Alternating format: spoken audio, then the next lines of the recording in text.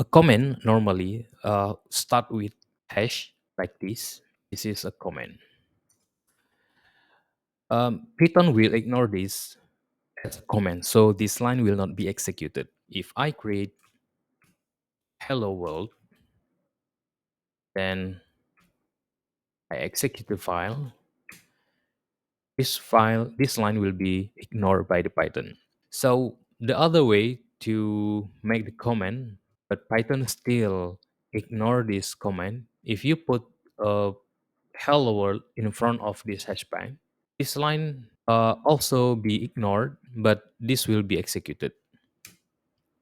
So this is how command works in Python. If sometimes we need to create a comment if we want to make a functions, then we want, let's say hello, then we want to make a multiple line of command in here, we can type triple quotes like this. So this will more line of comment in here. So this is a comment, and we can type it more in here. And then we just say print hello world.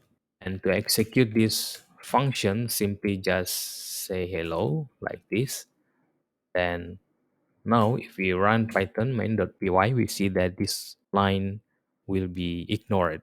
So this is the way how you can create comment inside the Python.